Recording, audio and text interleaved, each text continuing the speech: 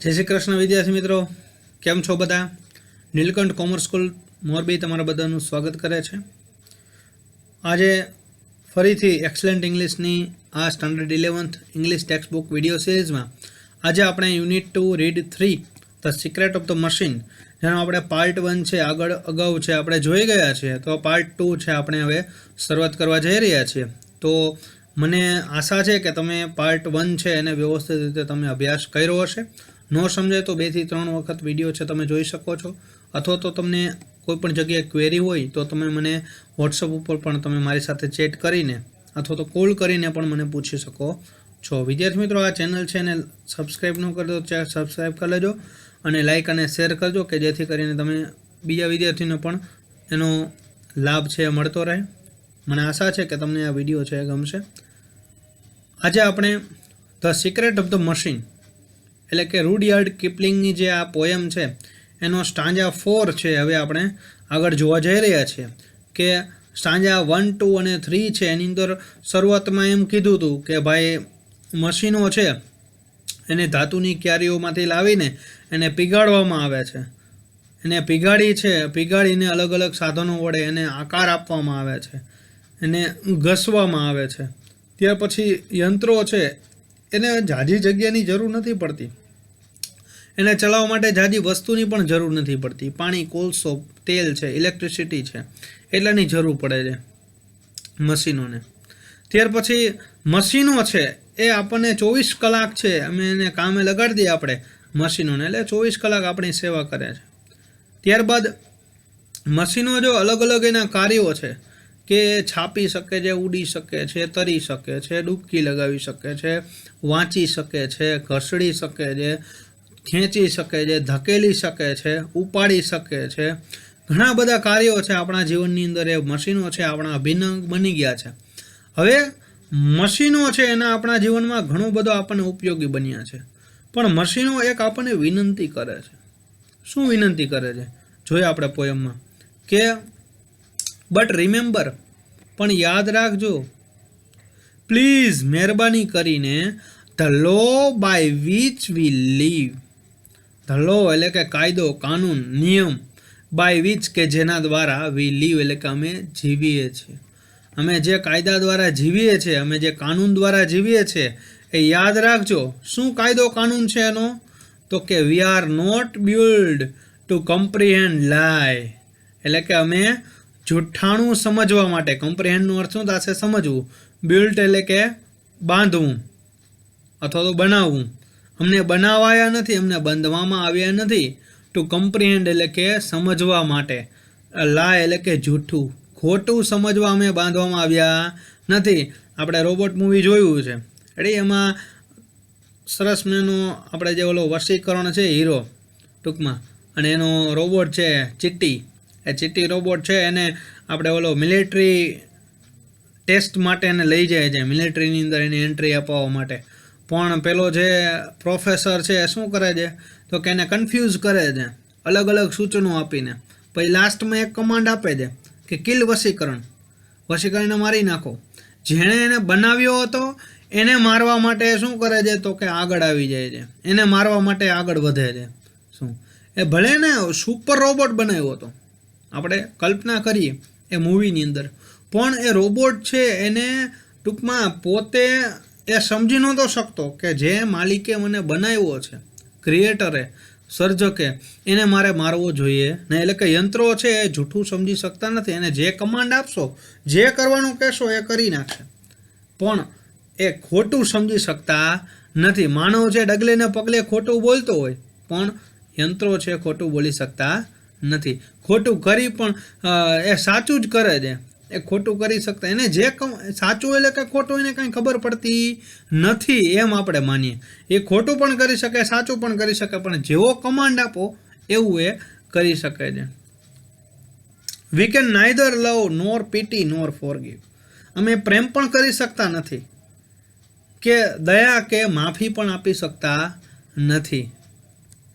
If you make a slip, make a સ્લીપનું meaning શું થશે તો કે ભૂલ કરવી.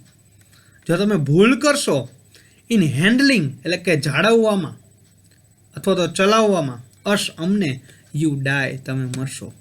જો તમે અમને ચલાવવામાં ભૂલ કરશો તો તમે મરશો.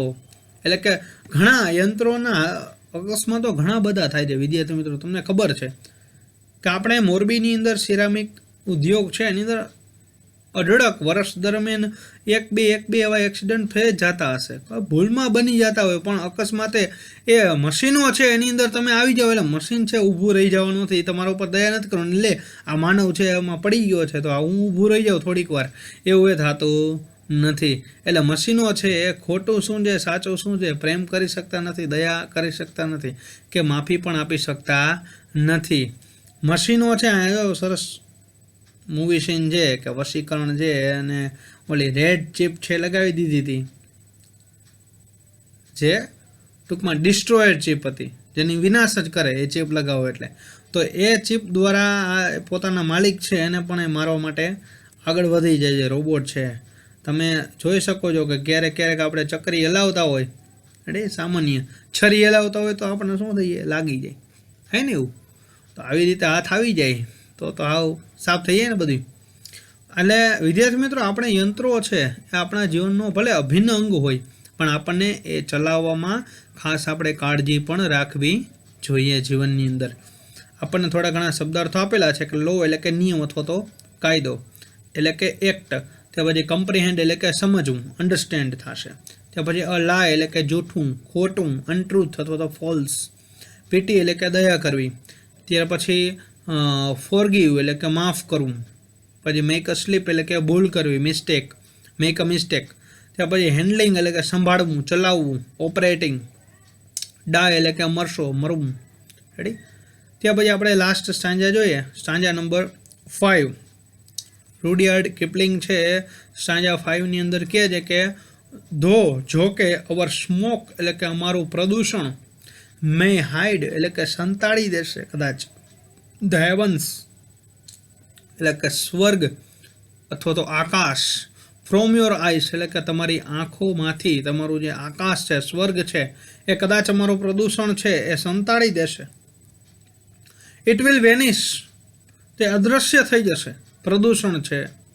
And the stars will shine again, અને તારાઓ છે એ ફરીથી ચમકી ઉઠશે. જો કે અમુક એવા વિસ્તારો છે કે જેની અંદર એટલું પ્રદૂષણ છે કે આકાશ છે વ્યવસ્થિત રીતે જોઈ શકાતું નથી. તો આવા પ્રદૂષણવાળા વિસ્તારો છે એની વાત કરે છે, અથવા તો એ વાત કરે છે યંત્રો છે એ પ્રદૂષણ કરવાના છે, એને ખબર નથી કે આનાથી માનવ છે એને નુકસાન અથવા તો જીવસૃષ્ટિને નુકસાન થાય છે. પણ એ એમ કહેવા માંગે છે કે અમે કદાચ અમારા પ્રદૂષણ દ્વારા તમારું જે સ્વર્ગ છે ને આંખોમાંથી એ કદાચ સંતાઈ જશે, સંતાડી દેશું, પણ ફરીથી શું થશે, ઇટ વિલ વેનિશ, તે ફરીથી અદૃશ્ય થઈ જશે ને તારાઓ છે ચમકી ઉઠશે. બીકોઝ કારણ કે હવે પ્રદૂષણને આપણે કાબૂમાં લેવું હોય અથવા તો તારાઓ છે એટલે કે આપણું જે પાછું આપણી પ્રકૃતિ છે ને પાછા એના પહેલાં જેવી સ્થિતિમાં લાવવી હોય તો શું કહે છે, તો કે because for all our power, અમારી બધી શક્તિ માટે, એન્ડ વેઇટ એન્ડ સાઇઝ, અમારું વજન અને અમારું કદ, શક્તિ, વજન અને અમારા કદ માટે, વી આર નથિંગ, અમે વધારે કંઈ નથી, અમે વિશેષ નથી, નથિંગ મોર ધેન એટલે કે અમે વિશેષ નથી, ચિલ્ડ્રન એટલે કે બાળક, ઓફ યોર બ્રેઇન તમારા મગજના બાળક કરતાં વધારે અમે કંઈ છીએ નહીં. આપણે જ તેને ચલાવી શકીએ છીએ અને આપણે જ એને બંધ કરી શકીએ છીએ. મશીનો છે એને બનાવ્યા છે કોણે, આપણે જ બનાવ્યા છે. તો આપણને આ કેમ એ નુકસાન પહોંચાડે, તો આપણે એને ચલાવવા માટે આપણે પણ થોડું ઘણું ધ્યાન રાખવું પડશે. તો વિદ્યાર્થી મિત્રો આ છે રૂડિયાર્ડ કિપલિંગની સરસ મજાની પોયમ છે. એના આપણને શબ્દાર્થો થોડા ઘણા આપેલા છે કે સ્મોક એટલે કે પ્રદૂષણ, પોલ્યુશન, હાઇડ એટલે કે સંતાડવું, કન્સીલ, હેવન એટલે કે સ્વર્ગ, સ્કાય અથવા તો પેરેડાઇઝ જેને કહેવાય, પછી બ્રેઇન એટલે કે મગજ અથવા તો માઇન્ડ જેને કહી શકાય, વેઇટ એટલે કે વજન, લોડ. ત્યાં પછી વેનિશ છે, વેનિશ એટલે કે અદૃશ્ય થઈ જવું, અદૃશ્ય કરવું એટલે કે ડિસઅપિયર એટલે અદૃશ્ય થઈ જશે, શાઇન એટલે કે ચમકવું, ગ્લીમ એના માટેનું સિમિલર વર્ડ આપેલો છે. તો વિદ્યાર્થી મિત્રો તમને મને આશા છે કે આપણે આ પોયમ છે એ તમે સરસ મજાની વ્યવસ્થિત રીતે તમે અભ્યાસ કર્યો હશે. તો વિદ્યાર્થી મિત્રો, થેન્ક યુ વેરી મચ. અને તમને કાંઈ પ્રશ્નો હોય તો મારા વોટ્સઅપ નંબર ઉપર તમે મારો કોન્ટેક્ટ કરી શકો છો. અને જો સબસ્ક્રાઈબ ન કરી હોય ચેનલને તો ખાસ સબસ્ક્રાઈબ કરી લેજો અને લાઇક અને શેર કરજો, કે જેથી કરીને બીજા વિદ્યાર્થી મિત્રો છે એ પણ આ અભ્યાસ છે, ઓનલાઈન અભ્યાસ છે, એનો લાભ લઈ શકે. Thank you once again. Thank you for watching વિદ્યાર્થી મિત્રો.